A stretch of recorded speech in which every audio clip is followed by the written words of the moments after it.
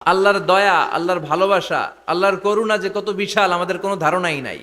আল্লাহ ভালোবাসাকে তৈরি করে 100 টুকরা করলেন।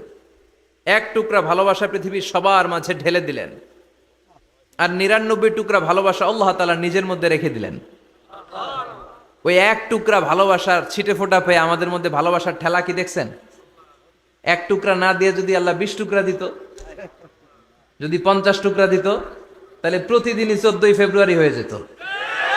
কথা বলেন, আর কয়দিন বাকি? হ্যাঁ, 14ই ফেব্রুয়ারি বিশ্ব ভালোবাসা, বিশ্ব বেহায়া দিবস, বিশ্ব গজবের দিবস, অশ্লীলতার দিবস, ধর্ষণের দিবস, নারীদের সম্ভ্রম হারানোর দিবস। চিল্লায় বলেন ঠিক কিনা? এই দিন কোন মুমিন পালন করতে পারে? বাবা যারা এসেছেন, ছেলেদেরকে মেয়েদেরকে সাবধান করেন। ওই দিন যেন আপনার ছেলে মেয়ে 5 ওয়াক্ত সালাত জামাতের সাথে পড়ে। ওই দিন যেন আল্লাহর কোরআন তেলাওয়াত করে আল্লাহর কাছ থেকে ক্ষমা চেয়ে নেয়। এই দিনগুলো আমাদের জন্য নয়, এগুলো পাশ্চাত্যের লোকেরা পালন করে, যাদের মধ্যে কোনো ভালোবাসা নাই, যাদের মধ্যে কোনো মায়া মহব্বত নাই, যাদের মধ্যে কোনো দরদ নাই। এই জন্য তারা বছরের একটা দিনকে ভালোবাসা দিবস হিসেবে পালন করে। আমাদের তো সব সময় ভালোবাসা, আমাদের সকালেও ভালোবাসা আছে না নাই? দুপুরে আছে না নাই? রাত্রিবেলা আছে না নাই? তাহাজ্জুদের যায় নামাজেও আমাদের ভালোবাসা আছে না নাই? রাসূল আমার ভালোবাসা, রাসূল আমার আলো আশা, রাসূল আমার প্রেম বিরহের মূল আলোচনা, রাসূল আমার কাজে কর্মের অনুপ্রেরণা। সুবহানাল্লাহ পড়েন। আমাদের সব সময়ের ভালোবাসা, আমাদের ভালোবাসার জন্য দিবস পালন করতে হয় না। প্রতিটা মুহূর্ত আমাদের ভালোবাসা দিয়ে হৃদয়টাকে সমৃদ্ধ করে দিয়েছে কে? এজন্য আল্লাহ ডেকে বললেন, গোলাম ভালোবাসা তৈরির পরে আমি 100 টুকরা করলাম। এক টুকরা ভালোবাসা বিশ্বের সব মানুষের মধ্যে ঢেলে দিলাম। 99 টুকরা ভালোবাসা আমি আল্লাহ নিজের মধ্যে রেখে দিলাম। দেখেন, এক টুকরা ভালোবাসা পেয়ে আমাদের মধ্যে কত ভালোবাসা। ভালোবাসার গান আছে না নাই? নাটক আছে না নাই? উপন্যাস আছে না নাই? ভালোবাসার ফিল্ম আছে না নাই? আহা, হাজবেন্ডের জন্য ওয়াইফের ভালোবাসা, বন্ধুর জন্য বন্ধুর ভালোবাসা, আবার গার্লফ্রেন্ডের জন্য বয়ফ্রেন্ডের ভালোবাসা আছে না নাই? আমরা কি এই ভালোবাসা করব? ভালোবাসা সব হবে বিয়ের পরে। চিল্লায় বলেন ঠিক কিনা? আপনি আপনার হাত স্ত্রীর হাতের সাথে মিলালে 2 হাতের সগীরা গুনাহ মাফ করে দেয় কে? আপনি আপনার নজরটা স্ত্রীর চেহারার দিকে ফেললে চোখের সগীরা গুনাহ মাফ করে দেয় কে? আবার বিশ্বনবী বললেন, শীতের রাতে এক কম্বলের নিচে যখন তোমরা শুয়ে থাকো, তখনও তোমাদের আমলনামাটা সওয়াব দিয়ে পূর্ণ করে দেয় কে? কি সুন্দর Islam! What a balanced religion we have got from our lord. আল্লাহর কাছ থেকে কি ভারসাম্যপূর্ণ জীবন বিধান আমরা পেয়েছি। পরকিয়া করলে গুনাহ, আর স্ত্রীর সাথে ভালোবাসা প্রকাশ করলে সওয়াব আছে না নাই? আপনি ভালোবাসার কথা স্ত্রীকে বলবেন, স্ত্রীর প্রশংসা করবেন, তার সাথে খুনসুটি করবেন, সওয়াব আছে না নাই? কিন্তু ভাবির সাথে করলে গুনাহ আছে না নাই? শালীর সাথে করলে, কাজিনের সাথে করলে। আল্লাহ তুমি বুঝার তৌফিক দাও। ভালোবাসা তিনি 100 টুকরা করে সবার মধ্যে ঢেলে দিলেন, এক টুকরা নিজের মধ্যে রাখলেন 99 টুকরা। এরপরেও কত ভালোবাসার উপমা গোটা বিশ্বব্যাপী। প্রাণীদের মধ্যে আল্লাহ ভালোবাসা দিলেন। দেখবেন, মুরগির বাচ্চা নিয়ে যখন মা মুরগিটা হাঁটে, ছোট বাচ্চাটা ধরা যায় না, ধরতে গেলেই লাফিয়ে কামড়াতে আসে, ঠিক কিনা? বাছুরের গায়ে হাত দেয়া যায় না, গাভী রেগে যায়। ছেলের জন্য ছেলেকে বাঁচাতে যে বাবা অ্যাক্সিডেন্ট করে মরে যায়, কলিজার টুকরা মেয়েটারে বাঁচানোর জন্য মা মরে যায়, আছে না নাই? আমি নিজে পেপার কাটিং এ পড়েছি, বন্যার পানিতে পানি খেতে খেতে মা শেষ। দুধের বাচ্চাটা মেয়েটারে বালতির মধ্যে ধরে মা মাথার উপরে তুলে ধরেছে। বন্যার পানি খেতে খেতে মা শেষ, বাচ্চা মরে নাই। তার মানে কলিজার টুকরা মেয়ের জন্য মা জীবন বিলিয়ে দিয়েছে। এক টুকরা ভালোবাসার ছিটে ফোঁটা তোমরা পেয়েছো। সাইয়েদনা আদম থেকে শুরু করে up to the day of judgement, কিয়ামত পর্যন্ত সবাই মিলে আমরা ভাগে যুগে কয় টুকরা? কথা বলেন। আর আল্লাহ নিজের কাছে রেখে দিয়েছেন কয় টুকরা? তাহলে ভালোবাসা আল্লাহর বেশি না কম? আল্লাহ তুমি দয়ার সাগর, রহমানুর রহিম, তোমার দয়ায় পূর্ণ আমার সারা নিশিদিন, তোমার দয়ায় পূর্ণ আমার সারা নিশিদিন। সুবহানাল্লাহ পড়ে। আল্লাহর যে এই অপার দয়া ভালোবাসা, এটার উপর আস্থা আছে তো, নাকি নিজের ঈমান আর আমলের উপর আস্থা রাখবেন? আমাদের আমল, আমাদের ইবাদত, আমাদের সালাত, যাকাত, এগুলো আমাদেরকে জান্নাতে নিতে পারবে? আমাদেরকে জান্নাতে নিতে পারে শুধুমাত্র কেবলমাত্র আল্লাহর দয়া আর ভালোবাসা। আমরা যে লোক দেখানো নামাজ পড়ি, ইবাদত করি, আল্লাহর কসম এটা মিজানের পাল্লা রেখে দিলে এটার কোনো ওজনই হবে না। আমাদের আশার জায়গা, ভরসার জায়গা একটা, সেটা হলো আল্লাহর দয়া। চিল্লায় বলেন ঠিক কিনা? বনি ইসরাইলের এক আবেদ 100 বছর আল্লাহর ইবাদত করেছে। In the day of judgment Allah তাআলা ওই আবেদকে বলবে, উদখুলিল জান্নাতে বিরহমাতি, go to the paradise with my mercy, আমার দয়ায় ভালোবাসায় জান্নাতে ঢুকে যাও।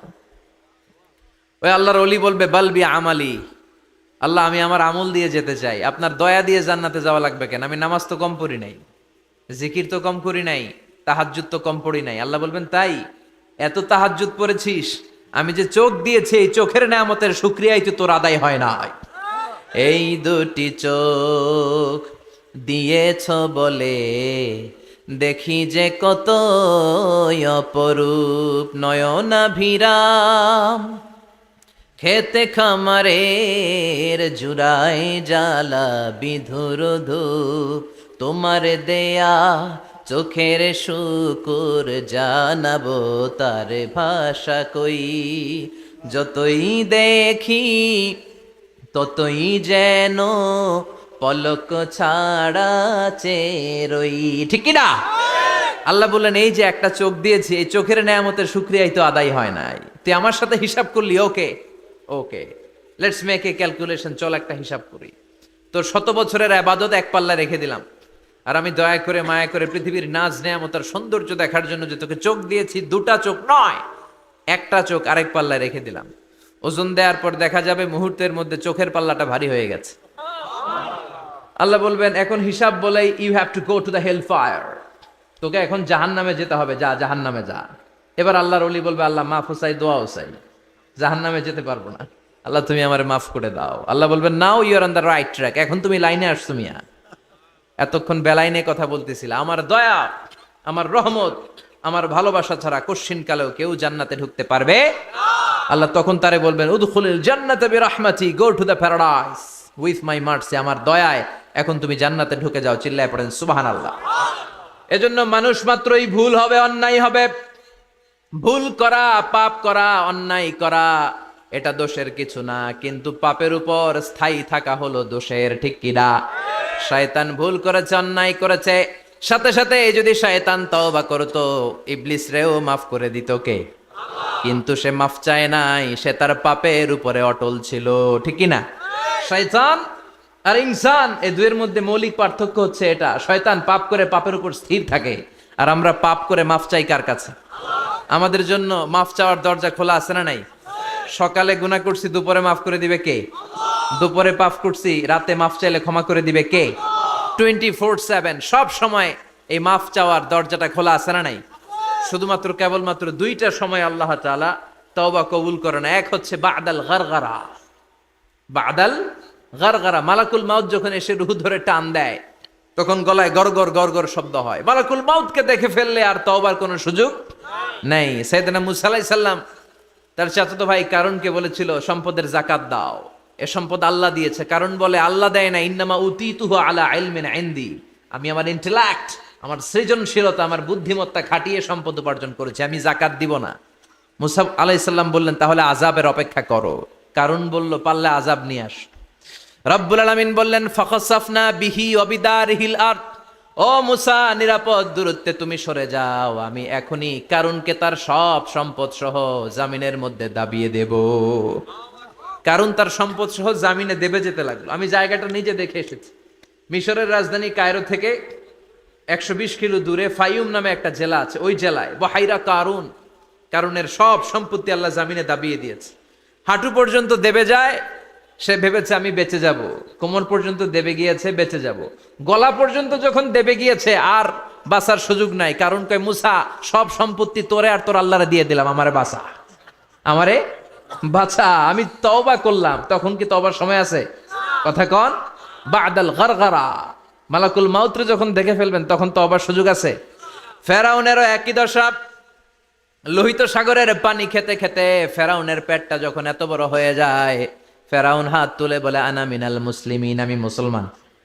আমি, এটা কোরআনের আয়াত কিন্তু, আনা মিনাল মুসলিমিন, বনি ইসরাইলরা যে আল্লাহর উপর ঈমান এনেছে, আমিও ফেরাউন সে আল্লাহর গোলাম। আল্লাহ বলে দ্য টাইম ইজ আপ, সময় শেষ, এখন তোমার ঈমান কবুল করা হবে। তার মানে বাদাল গারগারা তওবা কবুল হয় না। এই মৃত্যুর গড়গড়ানি আসার আগ পর্যন্ত চোখের পানি ছেড়ে যদি আল্লাহর কাছে ক্ষমা চান, জীবনের সব গুনাহ মাফ করে দিবে কে? শয়তান আল্লাহরে বলল, মাবুদ এত জান্নাত বানিয়ে কি লাভ, আপনার একটা বান্দারও জান্নাতে ঢুকাতে পারবেন না। আমারে বানিয়েছেন জাহান্নামী, আমি আমার সর্বোচ্চ চেষ্টা দিয়ে আপনার সবগুলা বান্দারে জামাতে জাহান্নামে নিয়ে একসাথে ঢুকবো, পারলে জাহান্নাম আরো কয়েকটা বাড়িয়ে বানান। আল্লাহ বললেন কেন কেন? শয়তান বলে লা আকুদান্না লাহুম সিরাতাকাল মুস্তাকিম, আপনার বান্দা জামাতে নামাজ পড়তে যেতে চাইবে, ওখান থেকে ধোকার ওয়াসওয়াসা দিয়ে আমি গানের কনসার্টে নিয়ে যাব। তাফসির মাহফিলে কোরআন শুনতে যেতে চাইবে, ধোকা দিয়ে আমি মদের আড্ডাখানায় নিয়ে যাব। ওয়ালা তাজিদু আকসারাহুম শাকিরিন, একটারেও জান্নাতে ঢুকাতে পারবেন না। চ্যালেঞ্জ দিলাম। আল্লাহ বলল, শয়তান তুই আমারে চ্যালেঞ্জ দেস? আমি তো সব রাজার বড় রাজা, মহারাজা, আমার সাথে তো কেউ চ্যালেঞ্জ দিয়ে টিকতে পারে না। চিল্লা এখন ঠিক কিনা? শয়তান তুই চ্যালেঞ্জ দিলি, আমিও তোর চ্যালেঞ্জ নিলাম। ওয়া ইজ্জতি ওয়া জালালি ওয়া ইরতিফাই মাকানি, আমার ইজ্জতের কসম, আমার জালালিয়াতের কসম, আমার মহানত্বের কসম, আমার ক্ষমতা আর দাপটের কসম, আজীবন আমার বান্দা গুনাহ করবে, পাপ করবে, অন্যায় করবে, কোন এক তাফসির মাহফিলে এসে চোখের পানি ছেড়ে যখন ক্ষমা চাইবে, আমি জীবনের সব গুনাহ মাফ করে দেব। আমি আমার বান্দার জীবনের সব গুনাহ মাফ করে দিয়ে জান্নাতে ঢুকায় দেব। তখন তুই কি করবি? লাগফিরান্না লাহুম মা দামু ইস্তাগফিরুনি, যতক্ষণ আমার বান্দা আমার কাছে ক্ষমা চাইবে, আমি আমার বান্দার জীবনের সব গুনাহ মাফ করে দেব। সুবহানাল্লাহ পড়েন। এজন্য রাব্বুল আলামিন বলেন, ইয়া আইয়ুহাল্লাযীনা আমানু তুবু ইলাল্লাহি তাওবাতান নাসুহা, তওবার মতো তওবা করো। তওবার মতো তওবা করলে যত বড় অন্যায় হোক, পাপ হোক, গুনাহ হোক, সব গুনাহ মাফ করে দিতে পারে কে? সাইয়েদনা আদম আলাইহিস সালাম ভুল করলেন, শত শত বছর কাঁদলেন। আল্লাহ বললেন, ও আদম, কিছু বাক্য তোমারে শিখিয়ে দে, এই বাক্য দিয়ে তুমি আমার কাছে তওবা করো, তোমার তওবা কবুল করে নেব। সাইয়েদনা আদম পড়লেন রব্বানা, পড়েন রব্বানা যালামনা আনফুসানা ওয়া ইল্লাম তাগফির লানা ওয়া তারহামনা লানাকুনান্না মিনাল খাসিরিন। ও আল্লাহ, আমি জুলুম করেছি নফসের উপর, ভুল করেছি, অন্যায় করেছি, অপরাধ করেছি, আপনি যদি ক্ষমা না করেন আমি শেষ হয়ে যাব। লানাকুনান্না মিনাল খাসিরিন, আমি ক্ষতিগ্রস্তদের মধ্যে শামিল হয়ে যাব। ঠিক কি না? এই আয়াত দিয়ে, এই দোয়া দিয়ে যখন সাইয়েদনা আদম তাওবা করলেন, মুহূর্তেই তাওবা কবুল করে নিয়েছে কে? আমরাও যদি পাপ করি, অন্যায় করি, আমাদেরও পাপগুলো মোচন করার একজন আছে না নাই? তিনি গাফিরিয যামব কাবিলিত তাওব, ওনার কাজই হচ্ছে গুনাহ মাফ করা। শয়তানের কাজ ওয়াসওয়াসা দেওয়া, আমাদের কাজ পাপ করা, ওনার কাজ মাফ করা।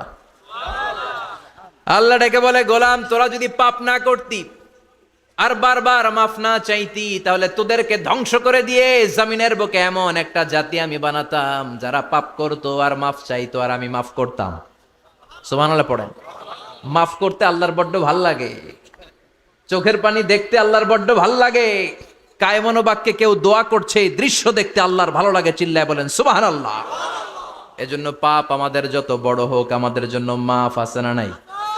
দুইটা সময়ে তাওবা কবুল হয় না। এক নাম্বার হলো বাদাল গারগারা, মালাকুল মাউতকে দেখে ফেলেছেন, রূহ ধরে টান দিবে, তখন তাওবা করলে কবুল হবে। আরেকটা হচ্ছে বাদা তুলুই শামসি মিন মাগরিবিহা, কিয়ামতের আগ দিয়ে সূর্য আর পূর্ব দিক থেকে উদিত হবে না, এটা পশ্চিম দিক থেকে উদিত হবে, তখন তওবা করলে কবুল হবে। তখন তওবার দরজাকে বন্ধ করে দিয়েছে কে? এজন্য আমরা যে কোনো পাপই করি না কেন, পাপ হয়েই যেতে পারে, আশা হারানোর কারণ নাই। Never lose hope, never give up. মুমিন কখনো আশা হারায় না, মুমিন কখনো নিরাশ হয় না, মুমিনের আশা ভরসা একটা সত্তার উপরে, চিৎকার করে বলতে হবে তিনি কে। এজন্য পাপ হওয়ার সাথে সাথে আমরা তওবা করব কার কাছে? বিশ্বনবী বললেন কিছু কিছু কাজ আছে এগুলো হয়ে যাওয়ার পরে দেরি করা যায় না। এক নম্বরে নামাজের ওয়াক্ত হলে দেরি করা যায় না, ঠিক কিনা? সালাতে কায়েম করো, সালাতে কায়েম করো, হবে সম্মানী তুমি, হবে জান্নাতি তুমি, হবে সম্মানী তুমি, হবে জান্নাতি তুমি, দিবে কাল হাসরে শীতল ছায়া আরো সে আজিম, রব্বিয়াল আলা রব্বিয়াল আযীম, রব্বিয়াল আলা রব্বিয়াল আযীম। সুবহানাল্লাহ পড়েন। নামাজের সময় হওয়া মাত্র দেরি নেই। তাজহিজুল মাইয়িত, মারা গেলে লাশ রেখে দেয়া যায় না, তাড়াতাড়ি দাফন করে দাও। নামাজের সময় হলে নামাজ পড়ো, দেরি করো না। মানুষ মারা গেলে দাফন করতে দেরি করো না। বান্দা যদি পাপ করে ফেলে তওবা করতে দেরি করো। এজন্য পাপ করার সাথে সাথে তওবা করার দরকার আছে না নাই? এখন তওবা যে করব কোন সিস্টেমে করব? কোন সিস্টেমে? ভুল হওয়া মাত্রই আপনি অনুতপ্ত হয়ে চোখের পানি ছেড়ে আল্লাহর কাছে মাফ চান, আল্লাহর কাছে ক্ষমা চান, এটার নামই তওবা। আমাদের দেশে হুজুর আইনা তওবা পড়ায়, আছে না নাই? আনন্দপুরে এগুলা নাই, আছে না? কয় ইমাম সাহেবরে নিয়ে আয়, খতিব সাহেবরে নিয়ে আয়, হাফেজ সাহেব হুজুরে নিয়ে আয়, তওবা পড়া। না, তওবা পড়ানো লাগে না, আপনার নিজের তওবা আপনি নিজেই পড়বেন। আপনি অনুতপ্ত হয়ে চোখের পানি ছেড়ে আপনার আল্লাহরে ডাক দেন, ডাক দেয়া মাত্র তিনি সাড়া দেবে। চিল্লায় বলেন ঠিক কি না?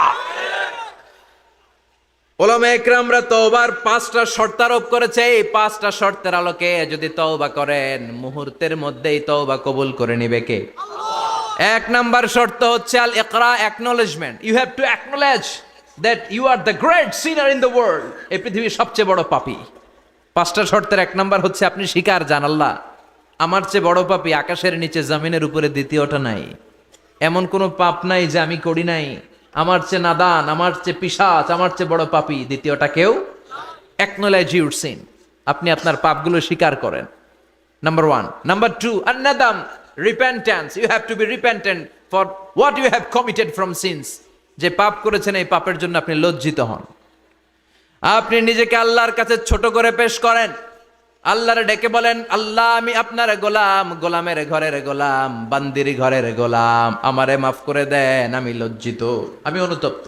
তাহলে 1 নম্বর শর্ত আপনি ঘোষণা দেন যে আপনি পাপ করেছেন। 2 নম্বর শর্ত আপনাকে অনুতপ্ত হতে হবে যে আল্লাহ আমি পাপ করে ফেলেছি। 3 number, you have to stop what you have committed. যেই পাপ আপনি শুরু করেছেন এটা বন্ধ করে দেন। আপনি সুদের জন্য সুদ খাইছেন, আল্লাহর কাছে তওবা করলেন, আবার সুদ খাওয়া চালিয়েও যাচ্ছেন, এই তওবা কবুল হবে? সুদ খাওয়া আগে বন্ধ করেন। আপনি ঘুষ খেয়েছেন, এই ঘুষ খাওয়ার কারণে আপনি আল্লাহর কাছে তওবা করলেন কিন্তু ঘুষ খেয়েই যাচ্ছেন, এই তওবা কবুল হবে?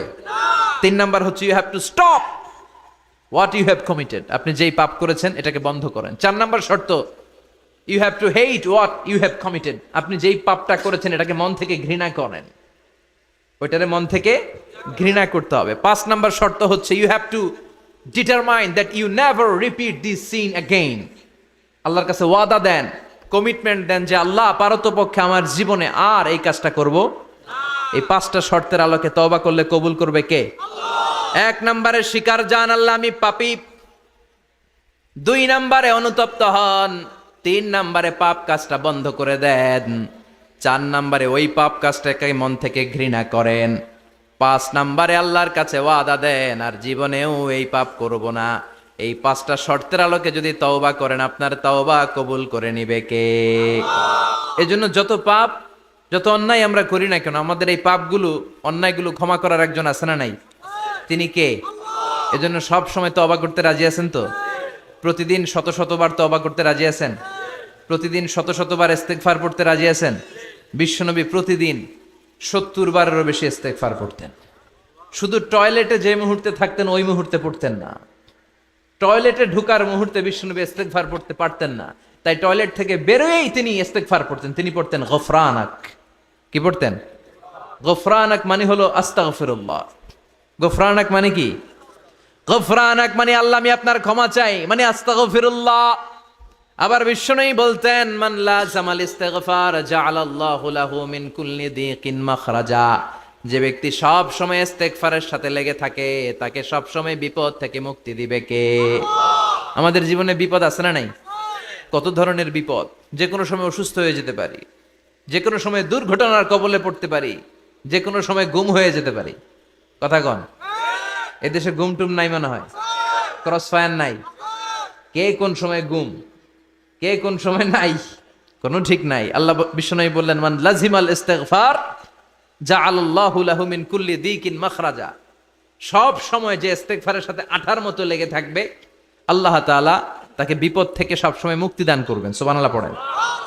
2 নম্বরে বিশ্বনবী বললেন, অমিন কুল্লি হাম্মিন ফারাজা। ওই ব্যক্তিকে রব্বুল আলামিন সব ধরনের দুশ্চিন্তা থেকে মুক্তি দিয়ে দিবেন। আমাদের জীবনে দুশ্চিন্তা আছে না নাই? টেনশন নাই কার কার? হাত তোলেন তো। যে হুজুর আমার কোনো টেনশন নাই। আপনার টেনশন নাই, মাশাআল্লাহ। আমার সাথে দেখা করবেন আলোচনার পরে। টেনশন ছাড়া মানুষ আছে? বাসার টেনশন, মরার টেনশন, কবরের টেনশন, ক্যারিয়ারের টেনশন, বিদ্যুৎ বিলের টেনশন, গ্যাসের বিলের টেনশন, বাড়ি ভাড়ার টেনশন আছে না নাই? বিশ্বনবী বললেন, টেনশন ছাড়া মানুষ নাই। সব সময় আঠার মতো যে ইস্তেগফারের সাথে লেগে থাকবে তাকে টেনশন মুক্ত করে দিবে কে?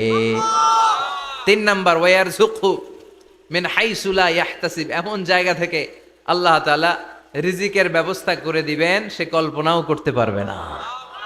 আমি নিজে এটার প্রমাণ পেয়েছি। অনেক অনেক সময় আমি কল্পনাও করি নাই যে এখান থেকে আমার রিজিকের ব্যবস্থা হতে পারে। এমন পরিমাণে রিজিকের ব্যবস্থা এসেছে, 2 হাতে নিয়েও কুলাতে পারি নাই।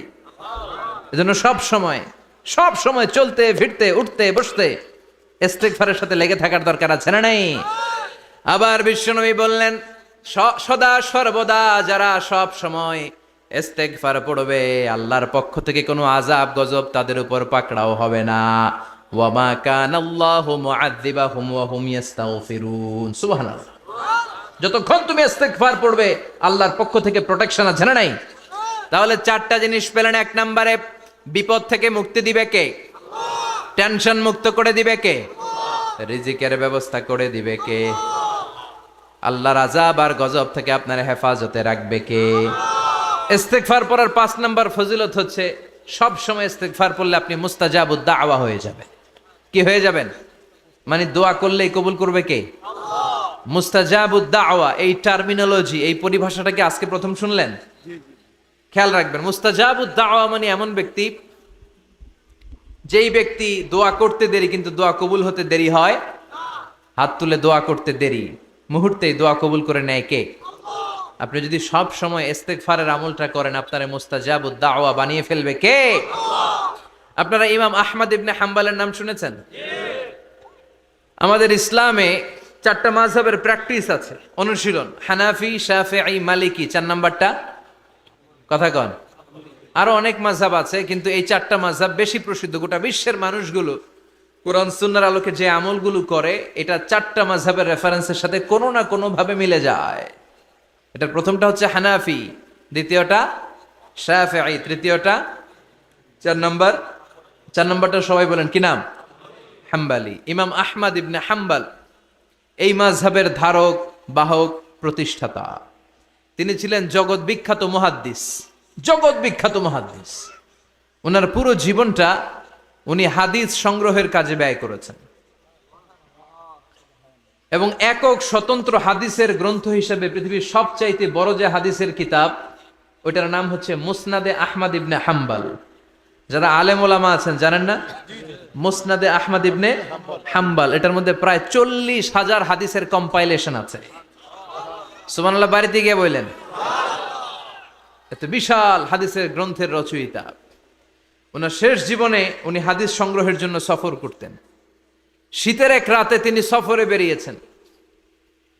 এক মসজিদে মাগরিব আর এশার সালাত পড়ে তিনি ভাবলেন ফজরের সালাত এই মসজিদে পড়ে সকালবেলা বেরোবো, যেহেতু বাইরে শীত, কই আর যাব। ব্যাগ থেকে কাঁথা বের করে হাদিস পড়তে শুরু করেছেন আর ভাবলেন হাদিস পড়তে পড়তেই রাতটা কাটিয়ে দিব। কিন্তু মসজিদের দারোয়ান এসে বলে, মুরব্বী মসজিদে তো থাকা যাবে না, আপনি বেরোন।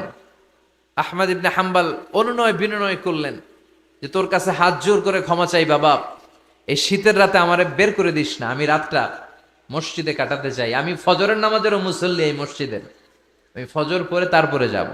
দারোয়ান সে না ছোট বান্দা, সে বলে না মসজিদে থাকতে পারবেন না, বেরোন বেরোন, না বেরোলে গাঠটি সহ ঘাট ধাক্কা দিয়ে বের করে দেব। চিনতে পারে নাই যেটা মুহাদ্দিসুদ্দাহার, এ যুগের সর্বশ্রেষ্ঠ মুহাদ্দিস ইমাম আহমদ ইবনে হাম্বল। এখন উনি আর কি করবেন, কিছু করতে না পেরে ব্যাগ নিয়ে বেরোয় গেলেন। প্রচন্ড শীতের রাতে, কনকনে শীতে তিনি কাঁপছেন। হাঁটতে হাঁটতে চলতে চলতে হঠাৎ দেখলেন একটা বাজার। ওই বাজারে এক খাব্বাজ, রুটির দোকানদার, শাবুন খাব্বাজ, যুবক রুটি বানাচ্ছে। যে সালাম দিলেন, আসসালামু আলাইকুম। বাবা, শীতের রাতে বিপদে পড়েছি, যাওয়ার জায়গা নেই। তোমার যে চুলাতে তুমি রুটি বানাও, এই চুলার পাশে বসে যদি সারা রাত আমি কাটিয়ে দেই আর চুলা থেকে আগুন পোয়াই, তোমাকে কোনো ক্ষতি হবে? যুবক বলেন, না না, কোনো ক্ষতি হবে না। আহলান ওয়া সাহলান, আমার হাবান বিক, খোশ আমদেদ, এটা তো খোশ নসিব আমার। আপনি আগুন পোহালে আমার সমস্যা কে, আসেন। ইমাম আহমদ ইবনে হাম্বল যুবককে শুকরিয়া জানিয়ে, আল্লাহর শুকরিয়া করে চুলার পাশে বসে আবার হাদিস পড়তে লাগলেন। কিন্তু তিনি লক্ষ্য করলেন যে যুবকটা একটু পর পর আওয়াজ করে পড়ে আস্তাগফিরুল্লাহ। কি পড়ে? আটা দিয়ে রুটি বানায়, পড়ে আস্তাগফিরুল্লাহ। রুটির খামির বানায়, পড়ে আস্তাগফিরুল্লাহ। খামিরগুলো দলা বেঁধে গোল গোল করে সাজিয়ে রাখে, আর কি পড়ে? বেলুন দিয়ে এগুলোর বলে চুলার ভিতরে ঢুকায় দেয়, আর কি পড়ে? কেউ রুটি কিনতে আসলে তার হাতে রুটি তুলে দেয়, আর কি পড়ে? টাকা দিলে টাকা নিয়ে ক্যাশ বক্সে রেখে দিয়ে কি পড়ে? শুধু পড়ছে আস্তাগফিরুল্লাহ আস্তাগফিরুল্লাহ। ইমাম আহমদ ইবনে হাম্বল তো অবাক, ঘটনা কি, এই যুবকের হলোটা কি? শুধু আস্তাগফিরুল্লাহ। তিনি হাদিসের কিতাবটা বন্ধ করে যুবককে জিজ্ঞেস করলেন, বাবা, আসার পর থেকেই দেখছি তুমি শুধুই পড়ছো আস্তাগফিরুল্লাহ আস্তাগফিরুল্লাহ আস্তাগফিরুল্লাহ, ঘটনাটা কি? কেন এত তুমি ইস্তেগফার পড়ো?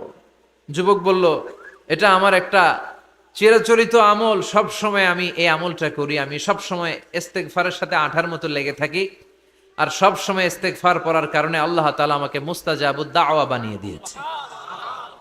মানে আমি দোয়া করলেই দোয়া কবুল হয়ে যায়। এই জীবনে আমি যত দোয়া হাত তুলে করেছি, মুহূর্তের মধ্যে আমার দোয়াগুলো কবুল করে নিয়েছে কে? শুনে তো ইমাম আহমদ ইবনে হাম্বল অবাক, বলে কি, আনতা মুস্তাজাবুদ দাওয়া, তুমি মুস্তাজাবুদ দাওয়া, তুমি দোয়া করলেই কবুল?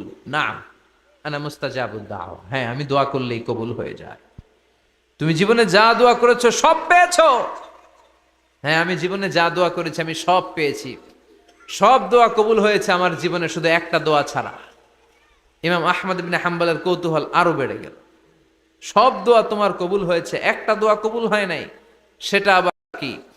যুবক বলতে আরম্ভ করলো, আমার যে দোয়াটা কবুল হয় নাই সেটা হচ্ছে আমি আল্লাহর কাছে অনেকবার দোয়া করেছি, আল্লাহ শুনেছি এই জামানার সবচেয়ে বড় মুহাদ্দিস, তার নাম নাকি ইমাম আহমদ ইবনে হাম্বল। আল্লাহ তোমার কাছে আমার আকুতি, তোমার কাছে আমার মিনতি, আমি যেন এত বড় মুহাদ্দিসের হাতে হাত রেখে মুসাফা করতে পারি আর তার কপালে একটা চুমু দিতে পারি। আমার এই দোয়াটা আজও কবুল হয় নাই। আজও আল্লাহ তাআলা এই দোয়াটা কেন যে কবুল করে না আমি জানি না। একথা শুনে ইমাম আহমদ ইবনে হাম্বল আবেগপ্রবণ হয়ে গেলেন, আর নিজেকে ধরে রাখতে পারলেন না, চোখের পানি ছেড়ে দিলেন আর বললেন, ইয়া শাব, হে যুবক, আহমদ ইবনে হাম্বলের সাথে দেখা করার জন্য তোমার আহমদ ইবনে হাম্বলের দরবারে যাওয়ার দরকার নাই, তোমার এই দোয়াটাও আল্লাহ কবুল করে নিয়েছে। আহমদ ইবনে হাম্বল দেখা দেওয়ার জন্য তোমার দরবারে ছুটে এসেছে। আনা আহমদ ইবনে হাম্বল মুহাদ্দিসুদ্দাহর, আমি হচ্ছে আহমদ ইবনে হাম্বল। যুবক নিজেকে ধরে রাখতে পারে না, চোখের পানি ছেড়ে দিয়ে ওই যুগের সব চাইতে বড় মুহাদ্দিসকে জড়িয়ে ধরে হাতের মধ্যে হাত রেখে মুসাফা করে আহমদ ইবনে হাম্বলের কপালে চুমুকে দেয়, আর আহমদ ইবনে হাম্বলের কাছে দোয়া চেয়ে বলল, ও ইমাম, রব্বুল আলামিন আমার জীবনের কোন দোয়া আজকে আর বাকি রেখে দেন নাই, এই যেই দোয়াটা বাকি ছিল এই দোয়াটাও আল্লাহ কবুল করে নিয়েছে।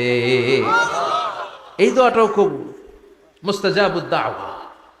আপনি সব সময় যদি ইস্তেগফারের সাথে আঠার মতো লেগে থাকতে পারেন, আপনি দোয়া করা মাত্র দোয়া কবুল করে নেবে কে? এজন্য সব সময় অবসরে বসে আছেন, বাস স্টেশনে বসে আছেন, সিএনজিতে চড়ে এক জায়গা থেকে আরেক জায়গায় যাচ্ছেন, বিছানায় শুয়ে আছেন, পড়বেন আস্তাগফিরুল্লাহ। কি পড়বেন? প্রাণ খুলে মন থেকে আওয়াজ করে সবাই পড়েন আস্তাগফিরুল্লাহ। আবারও পড়েন আস্তাগফিরুল্লাহ, চিল্লায় পড়েন আস্তাগফিরুল্লাহ। বিশ্বনবী ইস্তিগফারের অনেকগুলো আলফাজ শিখিয়েছেন।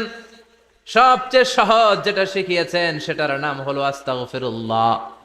বিশ্বনবী জামাতে সালাত শেষে সালাম ফিরিয়ে আওয়াজ করে পড়তেন আল্লাহু আকবার, তারপরে 3 বার পড়তেন আস্তাগফিরুল্লাহ আস্তাগফিরুল্লাহ আস্তাগফিরুল্লাহ। পড়ার দরকার আছে না নাই? পড়তে রাজি আছেন তো? সালাম ফেরানোর পরে কি পড়বেন? নাকি দোয়া করার জন্য পাগল হয়ে যাবেন? আল্লাহুম্মা আমিন ইয়া আরহামার রাহিমিন আছে না নাই? পাগল হয়ে যায় দোয়া করার জন্য, কিন্তু তাসবিহগুলো পড়তে চায় না। বিশ্বনবী লম্বা তাসবিহ পড়তেন, সালাম ফেরানোর পরেই আস্তাগফিরুল্লাহ পড়তে রাজি আছেন? আবার বিশ্বনবী বললেন, যে ব্যক্তি পড়বে আস্তাগফিরুল্লাহ আল্লাযী লা ইলাহা ইল্লা হুয়াল হাইয়ুল কাইয়্যুম ওয়া আতুবু ইলাইহি, যুদ্ধের ময়দান থেকে যদি কেউ পালিয়ে যায় তার কোনো মাফ নাই। এটা অনেক বড় কবিরা গুনাহ। আত-তাওয়াল্লি মিন ইয়াউমিজ যাহফ, যুদ্ধের ময়দান থেকে পালালে ওর কোনো মাফ নাই। বিশ্বনবী বলেন, যুদ্ধের ময়দান থেকে পালিয়ে এসেছে কোনো মুসলিম সৈনিক, সেও যদি এই আস্তাগফিরুল্লাহ আল্লাযী লা ইলাহা ইল্লা হুয়াল হাইয়ুল কাইয়্যুম ওয়া আতুবু ইলাইহি মন থেকে পড়ে, তার জীবনের গুনাহ আল্লাহ মাফ করে দিবে। আবার সাইয়েদনা আবু বকর, সহিহ বুখারীর বর্ণনা, বিশ্বনবীরে বললেন, ইয়া রাসূলুল্লাহ আল্লিমনি দুআআন আদউ বিহি ফি সালাতি। ও নবী, আপনি আমারে এমন একটা দোয়া শিক্ষা দেন যেই দোয়াটা আমি নামাজের মধ্যে করব।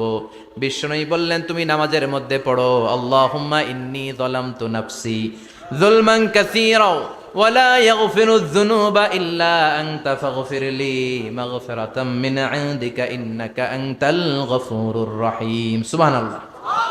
এটারে আমরা বলি দোয়ায়ে মাসুরা। এটাও একটা ইস্তেগফার, যেখানেই ক্ষমা চাওয়ার কথা আছে ওইটাই ইস্তেগফার। বুঝতে পেরেছেন? আল্লাহুম্মা ইন্নী যালামতু নাফসি, ও আল্লাহ অনেক জুলুম করেছি, যুলমান কাসীরা, জুলুমের শেষ নাই। ওয়ালা ইয়াগফিরুয যুনুবা ইল্লা আনতা, আপনি ছাড়া এই জুলুম আর পাপ ক্ষমা করার কেউ নাই। ফাগফিরলি মাগফিরাতাম মিন ইনদিক, নিজ গুণে আমার গুনাহ ক্ষমা করে দেন। ওয়ালা ইয়াগফিরুয যুনুবা ইল্লা আনতা, আপনি ছাড়া গুনাহ ক্ষমা করার দ্বিতীয় কেউ নাই। আমাদের পাপ ক্ষমা করার আর কোনো সত্তা আছে? চিল্লায় বলেন আছে? আবার বিশ্বনবী বললেন, যত ইস্তেগফার আছে সব ইস্তেগফারের সেরা সর্বশ্রেষ্ঠ ইস্তেগফারের নাম সাইয়্যিদুল ইস্তেগফার। কি নাম? সহিহ বুখারীর বর্ণনা, শাদ্দাদ ইবনে আউস রাদিয়াল্লাহু তাআলা আনহু বর্ণনা করে বলেন, কেউ যদি দিনের বেলা একবার সাইয়্যিদুল ইস্তেগফার পড়ে, ওই দিন যদি লোকটার মৃত্যু হয়ে যায়, মুহূর্তের মধ্যে লোকটারে জান্নাতি ঘোষণা দিয়ে দিবে কে? রাত্রি বেলা যদি কেউ সাইয়্যিদুল ইস্তেগফার একবার পড়ে, ওই রাতে ইন্তেকাল হলে তার জীবনের সব গুনাহ মাফ করে দিয়ে ওই লোকটারেও জান্নাতি করে দিবে কে? দিনে যদি সাইয়্যিদুল ইস্তেগফার একবার পড়েন, ওই দিনে ইন্তেকাল করলে আপনি জান্নাতি। রাতে যদি সাইয়্যিদুল ইস্তেগফার কেউ পড়েন, ওই রাতে ইন্তেকাল হলে আপনি জান্নাতি। এটা সহিহ বুখারীর বর্ণনা।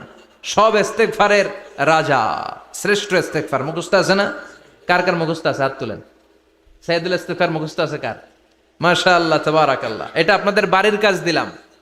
যাদের মুখস্থ নাই তারা গুগলে সার্চ করবেন সাইয়্যিদুল ইস্তেগফার, লেখা মাত্রই পেয়ে যাবেন। বইতে আছে, বিভিন্ন ইসলামিক দোয়ার বইতে আছে, গুগলে ইউটিউবে সার্চ দিলে পেয়ে যাবেন। এই সাইয়্যিদুল ইস্তেগফার প্রতিটা মুমিনের অন্তরে থাকার দরকার আছে না নাই? আল্লাহুম্মা আনতা রাব্বি লা ইলাহা ইল্লা আনতা খালাকতানি ওয়া আনা আবদুক ওয়া আনা আলা আহদিকা ওয়া ওয়া'দিকা মাস্তাতা'তু আউযু বিকা মিন শাররি মা সানা'তু আবুউ লাকা বিনি'মাতিকা আলাইয়া ওয়া আবুউ লাকা বিযামবি ফাগফিরলি ফাইন্নাহু লা ইয়াগফিরুয যুনুবা ইল্লা আনতা। সুবহানাল্লাহ পড়েন। এটার নাম সাইয়্যিদুল ইস্তেগফার। এটার নাম কি? কত হাবিজাবি দোয়া যে বানায় বানায় পড়ে তার শেষ নাই। বিশ্বনবী যেই দোয়াগুলো শিখাইয়া দিলেন, এগুলো পড়তে সালাত শেষে 1 ঘন্টা সময় লাগবে আপনার। 1 ঘন্টার আগে মুসল্লা থেকে ওঠার কোনো সুযোগ নাই। চিল্লায় বলেন ঠিক কিনা?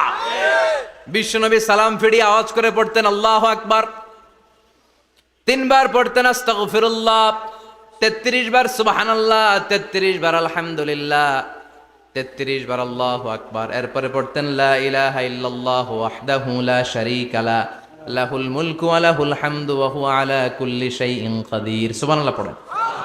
একবার আয়াতুল কুরসি পড়তেন। মান খারাপ আয়াতুল কুরসি দুবুরা কুল্লি সালাতিন মাকতুবাতিন লাম ইয়ামনাহু মিন দুখুলিল জান্নাতি ইল্লাল মাউত। আয়াতুল কুরসি মুখস্থ না সবার? প্রত্যেক ফরজ সালাতের পরে কেউ যদি একবার আয়াতুল কুরসি পড়ে, তার জান্নাতে ঢুকার ক্ষেত্রে আর কোনো বাধা নাই একটা জিনিস ছাড়া, সেটা হলো মরণ, মৃত্যু। লোকটা মরে না তাই জান্নাতে যায় না, মরলেই জান্নাতি। আয়াতুল কুরসি পড়বেন তো।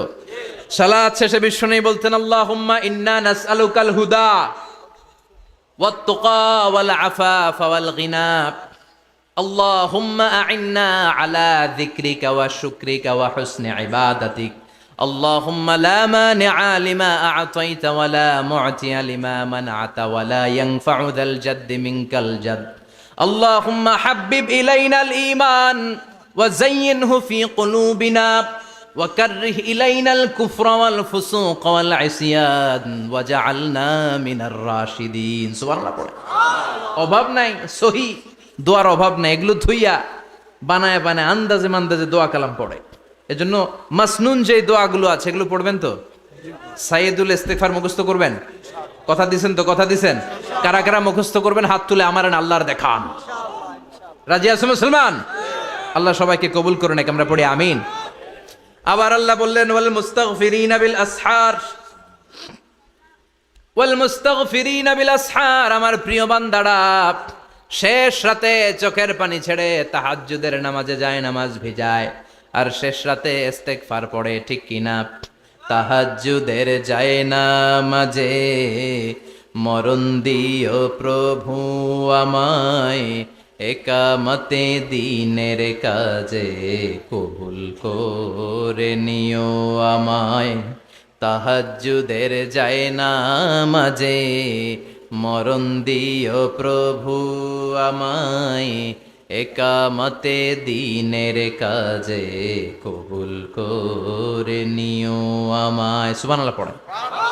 যেই নবীর কোনো পাপ নাই, যেই নবীর কোনো অন্যায় হয় নাই, গুনাহ হয় না, ওই নবীকেও আল্লাহ ইস্তিগফার করার অর্ডার করেছেন। রব্বুল আলামিন বলেন, ফাসাব্বিহ বিহামদি রাব্বিকা ওয়াস্তাগফিরহু ইন্নাহু কানা তাওয়াবা। ফাসাব্বিহ, নবী তাসবিহ পড়েন, বিহামদি রাব্বিকা, রবের নামে, রবের প্রশংসার তাসবিহ পড়েন, ওয়াস্তাগফিরহু, তার কাছে ক্ষমা চান, ইস্তিগফার পড়েন, ওয়াস্তাগফিরহু, ফাসাব্বিহ বিহামদি রাব্বিকা ওয়াস্তাগফিরহু। নবী আপনি ইস্তিগফার পড়েন। যে নবীর কোনো গুনাহ নাই, ওই নবীকে যদি আল্লাহ ইস্তিগফার পড়ার অর্ডার করতে পারেন, আমাদের ইস্তিগফার পড়ার দরকার আছে না নাই? প্রতিদিন কম করে 100 বার ইস্তিগফার পড়বো। কয়বার? চিল্লায় বলেন কয়বার? আওয়াজ করে সবাই আবার পড়েন, আস্তাগফিরুল্লাহ, আর জোরে পড়েন আস্তাগফিরুল্লাহ। এজন্য পাপ হোক, অন্যায় হোক, শয়তানের ওয়াসওয়াসায় পড়ে নামাজ ছেড়ে দিয়েছি, মিথ্যা কথা বলেছি, আব্বা আম্মার সাথে বেয়াদবি করেছি, জুলুম করেছি, মুহূর্তেই চোখের পানি ছেড়ে 2 রাকাত নামাজ পড়ে তওবা করে ইস্তিগফার পড়ে ক্ষমা চাইবো কার কাছে? চিল্লায় বলেন কার কাছে? এগুলো হচ্ছে মুমিনের হাতিয়ার। এই তাওবা, এই ইস্তিগফার, this is the weapon of believers. এগুলো বিশ্বাসীদের হাতিয়ার। তলোয়ার, ড্রোন হামলা, মিসাইল, AK-47 এগুলো আমাদের হাতিয়ার নয়।